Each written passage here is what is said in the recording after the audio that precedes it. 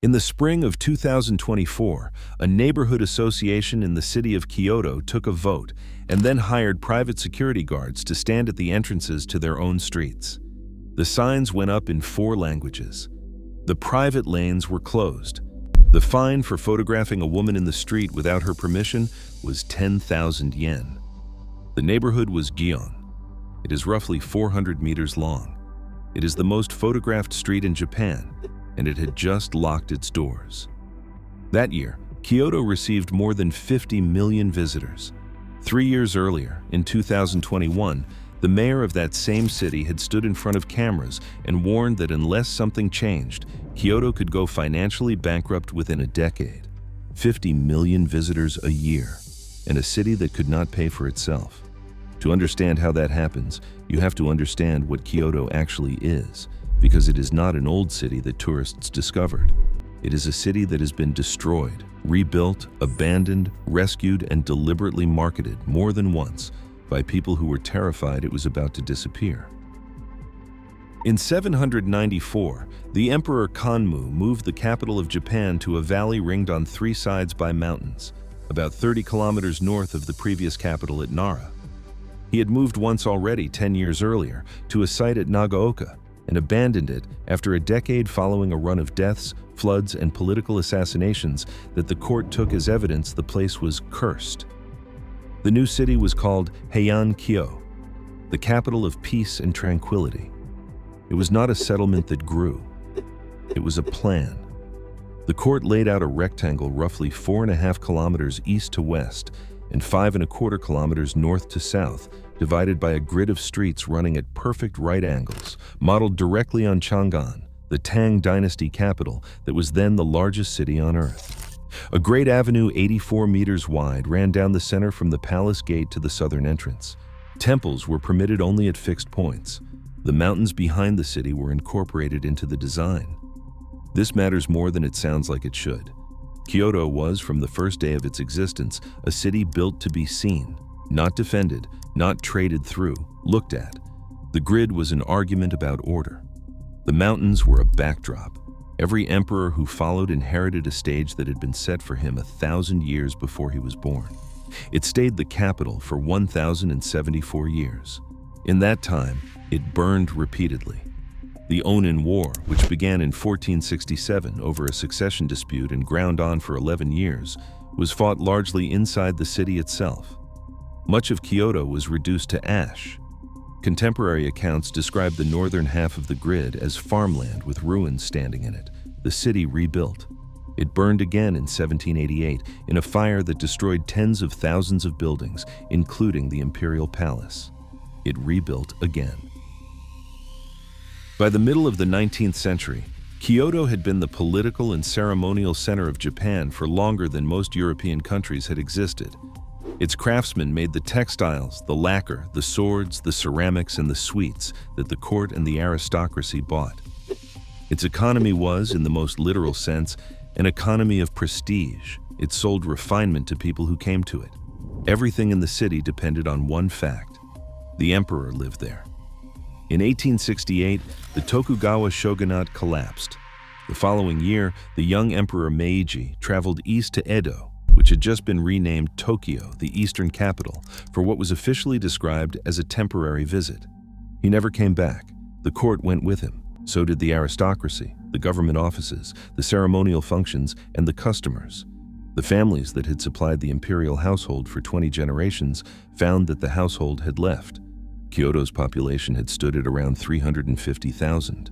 Within a few years, it had fallen by roughly a third.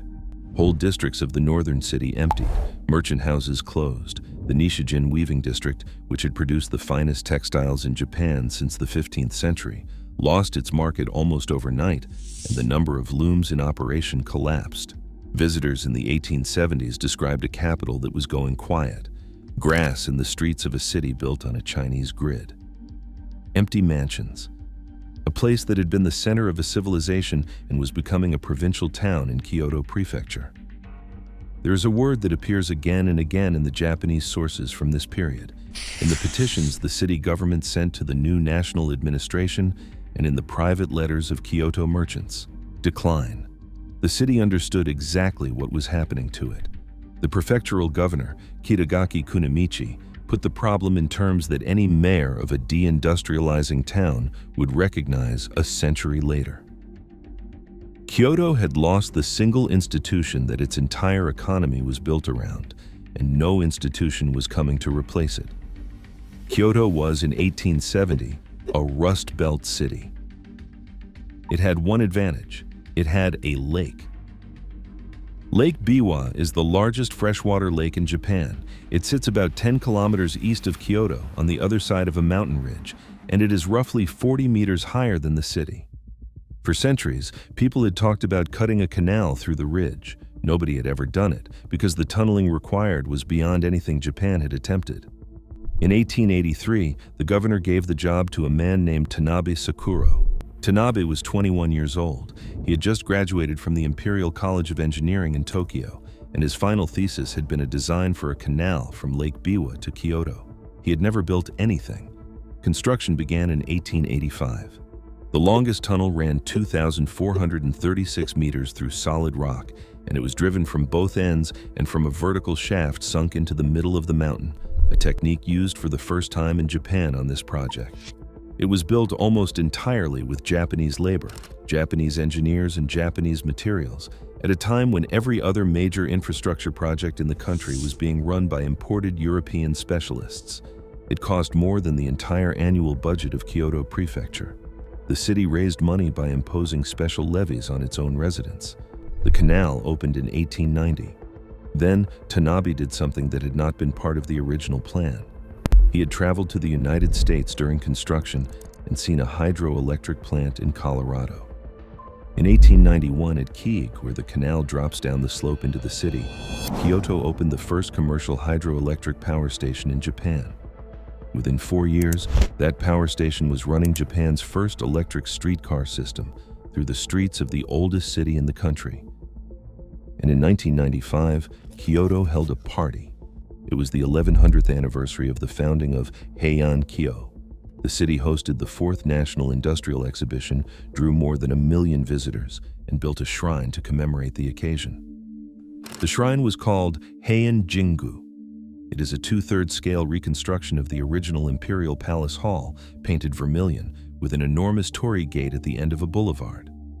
It appears on an enormous number of the photographs that people take of ancient Kyoto. It was built in 1995. It is younger than the Brooklyn Bridge.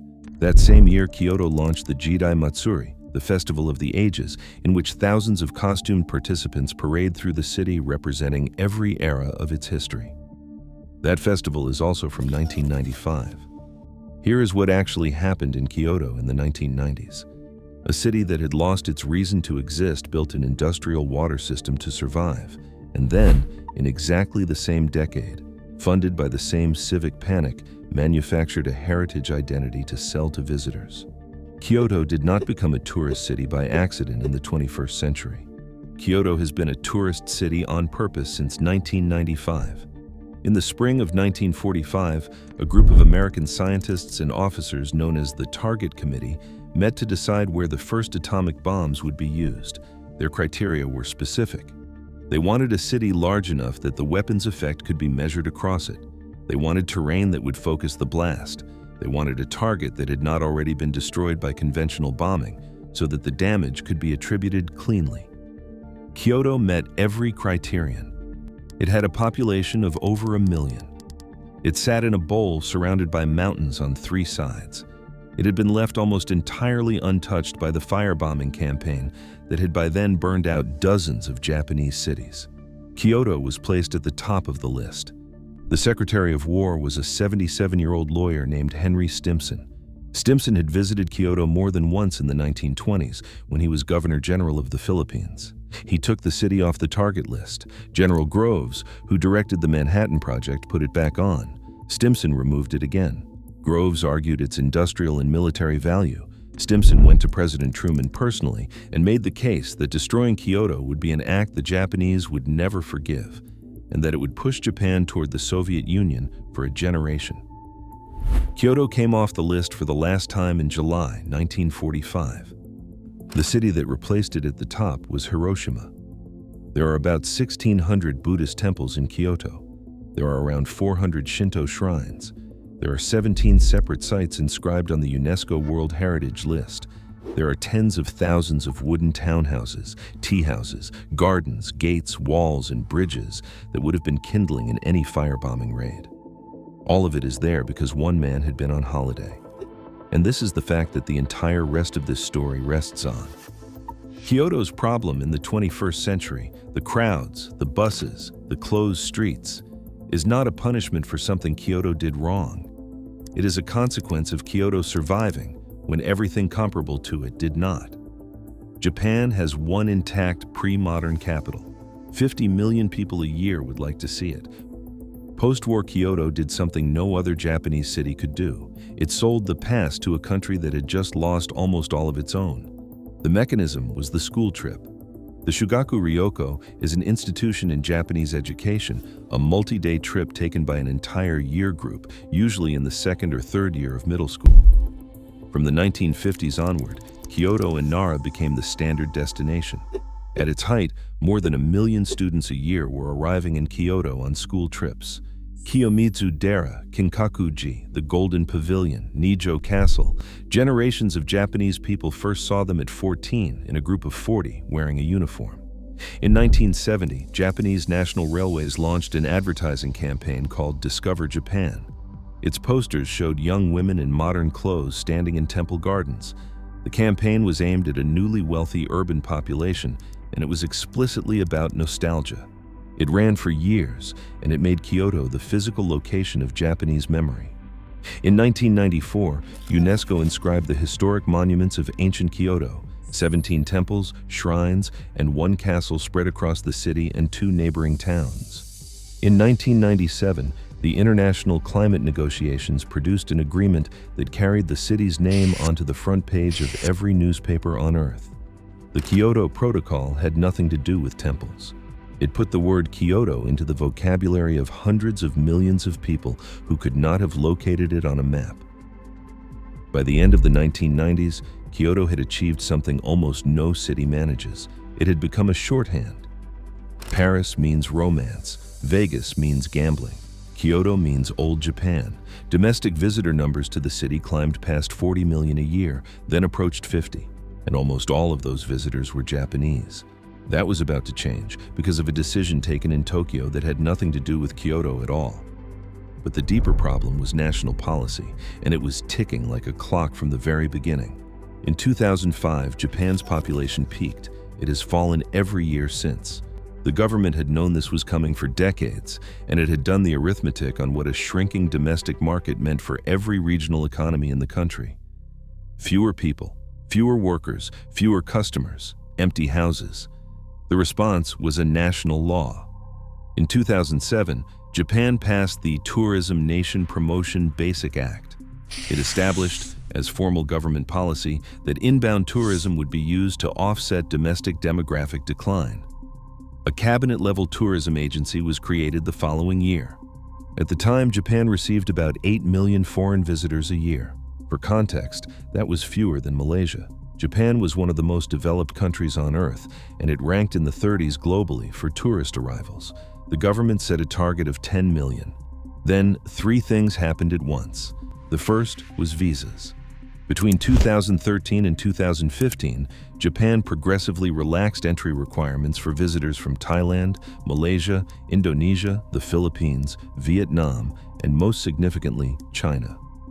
Multiple entry visas that had required substantial documented income were open to a middle class that had not previously qualified. The second was aircraft.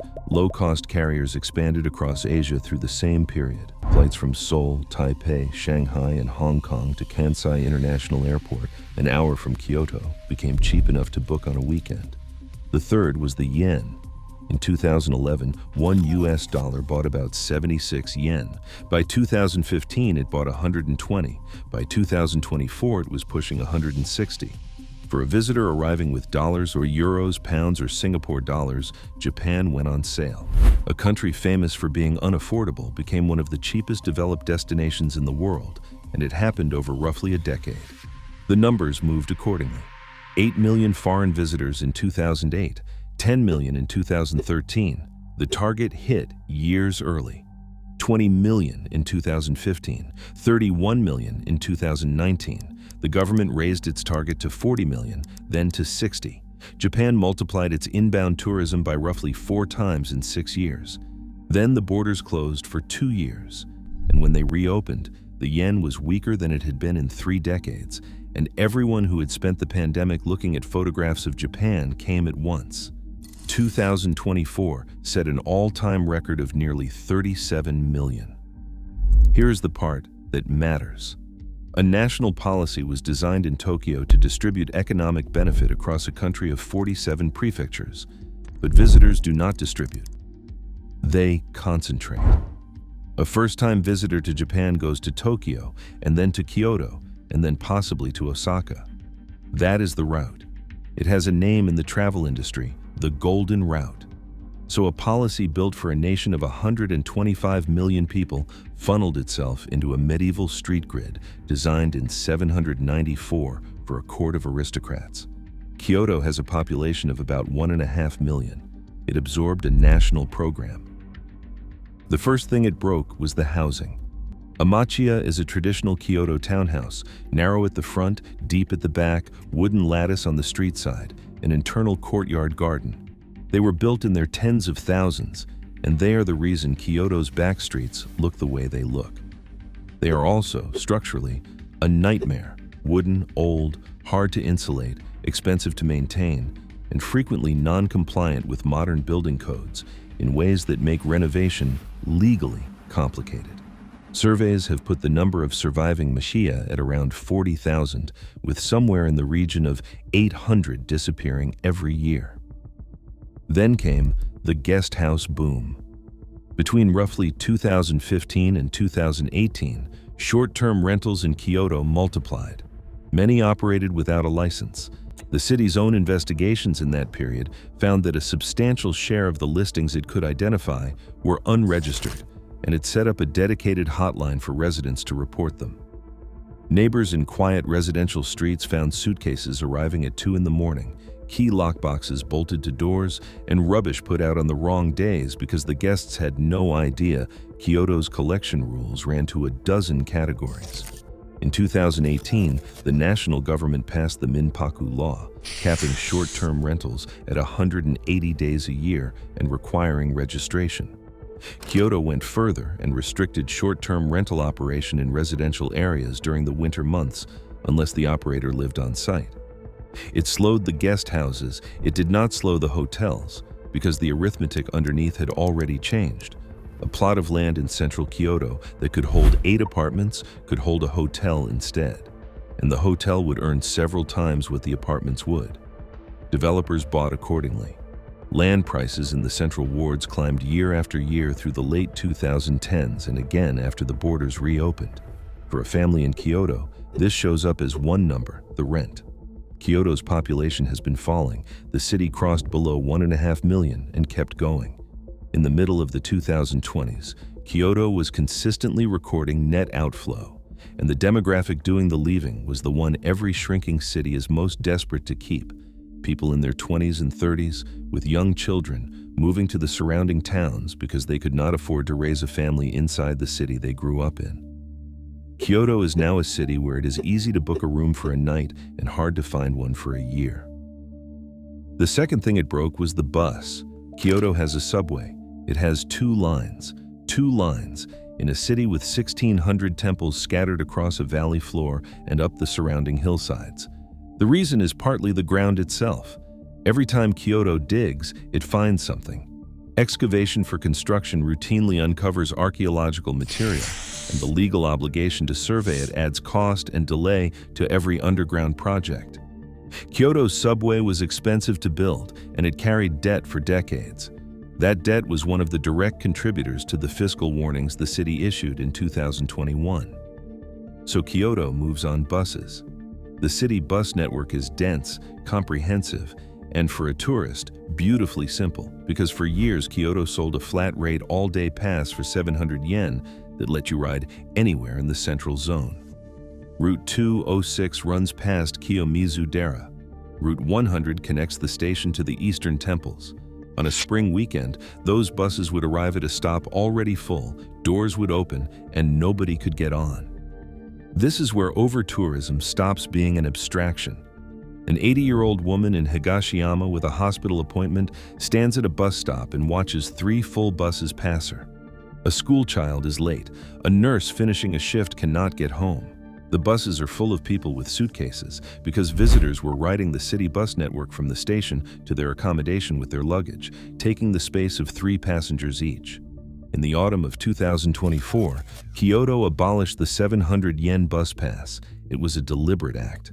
The city was making its own bus network less attractive to visitors, on purpose, to push them onto the subway and onto separate express routes, and to keep seats free for the people who live there. There is a Japanese term that entered common use in Kyoto during these years: Kanko Kogai, tourism pollution. It is a striking phrase because kogai is the same word used for industrial pollution, for the poisoning at Minamata, and for the smog of the 1960s. Kyoto had started categorizing its visitors alongside contamination. The third thing it broke was Gion.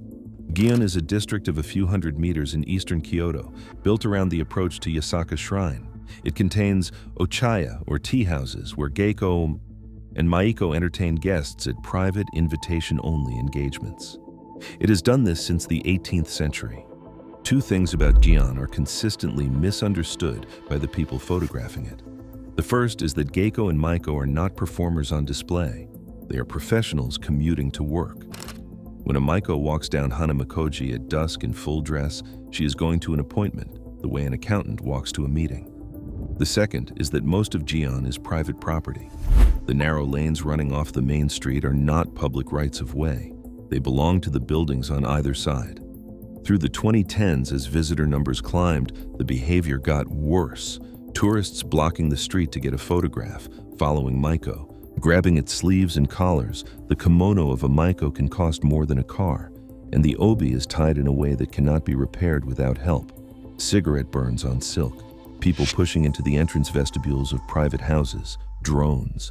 In 2019, the Gion district put up signs in multiple languages announcing that photography in the private lanes was prohibited and that offenders would be charged 10,000 yen. It didn't work. In March 2024, the local council took the next step and closed the private alleys to non-residents entirely, with barriers and patrols.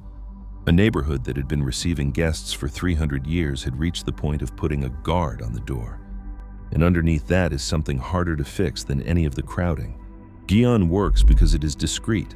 Its entire economic model is privacy. The reason people pay for an evening in an ochaya is that nobody outside the room knows what happened in it. You cannot photograph that industry into existence. You can only photograph it out of one. Kyoto has not been passive about any of this. In 2018, it introduced an accommodation tax, charged per person per night on every hotel and guest house stay in the city. In 2025, the city announced a substantial increase, restructuring the brackets so that the highest-priced rooms would pay several times what they had before, a change that would make it among the steepest lodging taxes in the country when it took effect. The city has run dispersal campaigns, pushing visitors toward the early morning and the evening, and toward the northern and western districts that receive a fraction of the traffic. It has added express bus routes for luggage-carrying tourists. It has published etiquette material in a dozen languages. It has increased enforcement on unlicensed accommodation. Some of it is working. Kiyomizu-dera at 6 in the morning is a genuinely quiet place. The temples of Ohara, an hour north, are close to empty on a weekday. And the underlying policy has not changed. The national target is still upward. The yen is still weak. The golden route still runs Tokyo, Kyoto, and Osaka, and no amount of leaflets about Ohara will change the fact that a person flying 11 hours from Europe for 8 days in Japan is going to spend 2 of them in Kyoto. Kyoto has spent 130 years being extremely good at one thing: convincing the world it is the place where old Japan still exists. It succeeded completely. That is the problem. Walk up to Fushimi Inari at 6 in the morning and you can have 10,000 torii gates to yourself. Orange light coming through the gaps, nobody on the path but a cat. Come back at 11 and there is a queue on the mountain. Walk through the bamboo grove at Arashiyama and look at the stalks at eye level. Some of them have names carved into them. The grove is thinned and replanted because of it. Walk the back streets of Nakagyo and count the lockboxes bolted beside the doors of houses that used to have families in them. Count the mashiya with new render on the front and a hotel license in the window. Some streets have 3. Walk down Hanamikoji at dusk and you will find the main street busy and the small lanes barred, and a man in a jacket standing at the entrance to a street where people live, explaining in English that you cannot go in. And then walk east, past Nanzenji, to Kieg. The incline is there. A double set of rusted rails running up a slope built in 1891 to haul canal boats over the ridge that Tanabe Sakuro cut a tunnel through when he was 21 years old to save a city that was dying. The boats stopped in 1948. The rails were left. In April, the cherry trees along the incline come out and it becomes one of the most photographed places in Kyoto. On a good weekend, there are hundreds of people standing on the sleepers with their phones up on a piece of industrial infrastructure that was built because the city had run out of visitors. The canal is still running underneath them. It still supplies water to Kyoto. The power station at Kiege still generates. It was built to save a city that nobody wanted to come to.